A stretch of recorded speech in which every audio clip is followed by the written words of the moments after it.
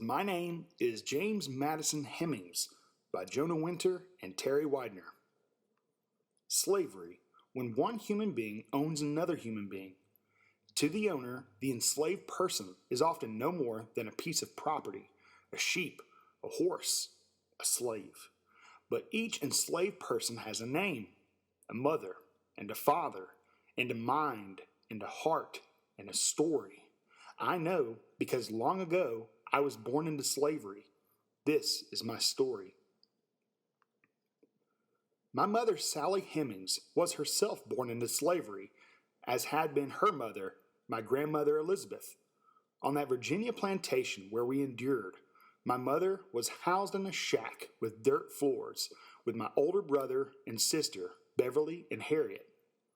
After I and my younger brother Eston were born, we were moved into the dependencies, as they were called, 2 long rows of dungeon rooms beneath the terraces, built into the hillside, where horses were kept.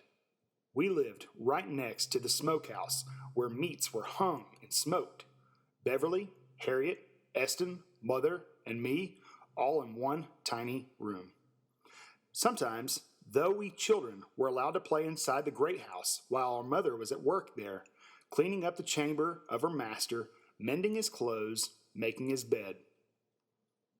I say master, yet that is not all he was to me and my brothers and sister. I cannot recall precisely when I first became aware of our relation to this man who owned us. All I know is what my mother always said: he is your father. Many nights I lay awake, pondering this strange fact, looking out through the little window of our room at the distant stars. Many days I sat outside on the grand lawn, staring at the beautiful mansion of this man. How could I be both his slave and his son? One night, as mother cooked us dinner, I asked her to explain. How could a father enslave his own flesh and blood? My mother had no answer. He was a most important man, she said. Someday I might know just how important. We dared not reveal we knew he was our father. This truth, self-evident, with our fair skin and father's looks, was never to be spoken of. Nor were we to mention the solemn pledge he had made to her some years ago that he would free us as adults. And so it went. When we were playing in his house, we were never to address him as Daddy. All we could do was stand there silently and watch while he tousled the hair of his white grandchildren. He had been married once, and his wife had died young. These were the children of his eldest daughter. They were our age. To them, he gave the affection that he could not or would not give to us. We did receive, however, somewhat special treatment. Our father had promised our mother never to make us work the fields that many others were forced to work.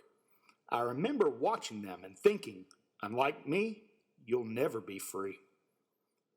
And yet, my name was written in my father's farm book, the ledger where he recorded all his property. My brothers' and sisters' names were also there, alongside the names of all the people he owned, right amongst the pages listing sheep and hogs. I can still picture him writing in that farm book. It wasn't until much later that I understood what he was writing. As to the practical matter of managing his slaves, he left that up to his overseers, tough men who sometimes brandished whips. And with his slaves out of view, my father would, upon occasion, play his violin. Oh, how he adored his violin! He adored that violin so much that he gave us boys, my 2 brothers and me, violins of our own, which we taught ourselves how to play, with our older brother Beverly providing guidance. And while our father assisted his grandchildren with their studies of English and Latin, giving them books, sharing his brilliance with them, my brothers and I were put to work. When each of us reached the age of 12, we were sent to our Uncle Johnny's workshop, assigned the task of helping him build chairs and tables and whatever other furniture our father wanted. Uncle Johnny was a master carpenter, and he taught us everything he knew. This was our education.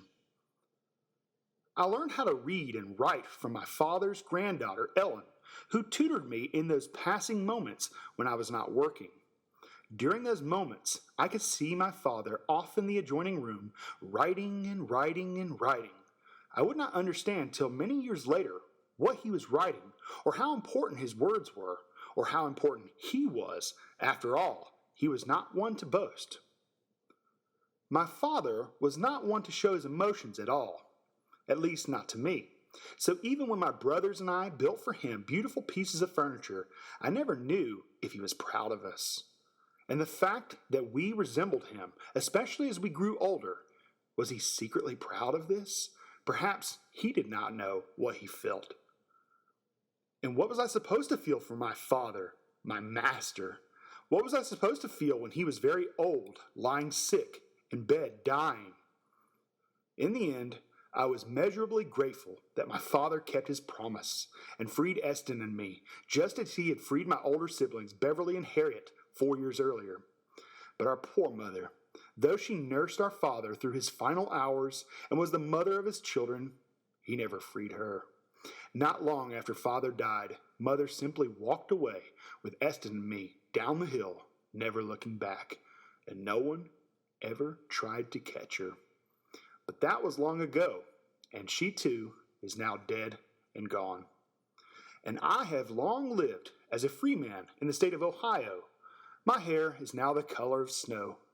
Eston has passed away, and it has been many years since I had last heard from Beverly or Harriet.